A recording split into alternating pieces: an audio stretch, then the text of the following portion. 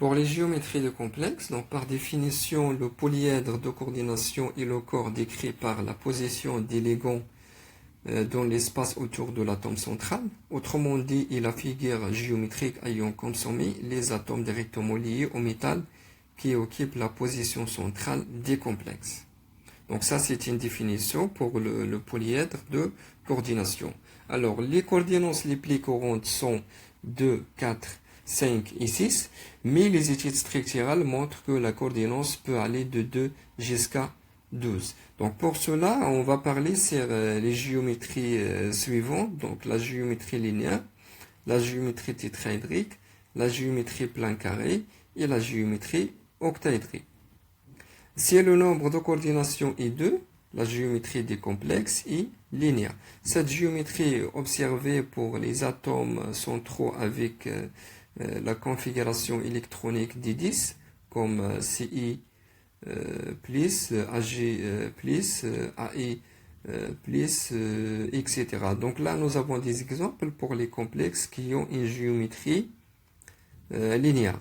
Donc le métal de transition a une configuration électronique de type D10. Les complexes avec la coordinance 4, donc qui est favorisée quand l'atome central est petit, présentent deux arrangements d'éléments possibles. Donc une géométrie tétraédrique et une géométrie plan carré.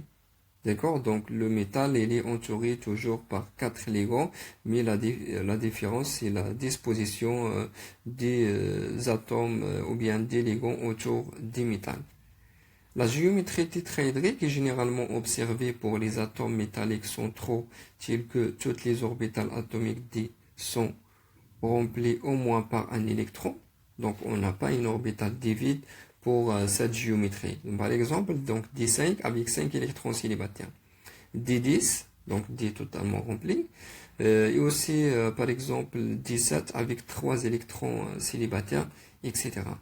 Tandis que la géométrie plan carré est préférée pour les ions qui ont au moins une orbitale D vide. Par exemple, donc D8 diamagnétique. Donc là, nous avons une orbitale D vide.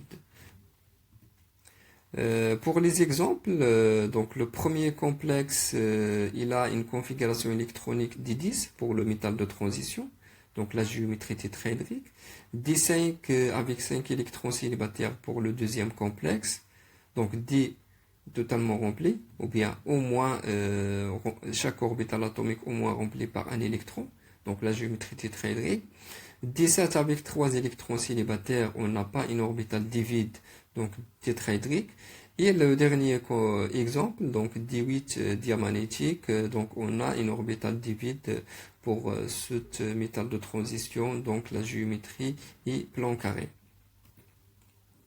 Lorsque le nombre de coordination est 6, on parle de la géométrie octaédrique. Cette géométrie est caractéristique pour les composites de type hexagonal. Donc par exemple, InI, H2O 6, 2 plis. Donc c'est un complexe qui a une géométrie octaédrique parce qu'il est entouré par 6 ligands.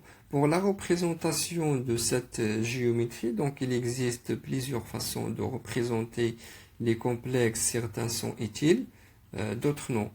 Par exemple, donc le complexe ML6 est parfois dessiné comme bipyramide à base carrée, mais cette représentation est à proscrire car elle donne l'impression que les deux ligands verticales sont dans une position différente des autres.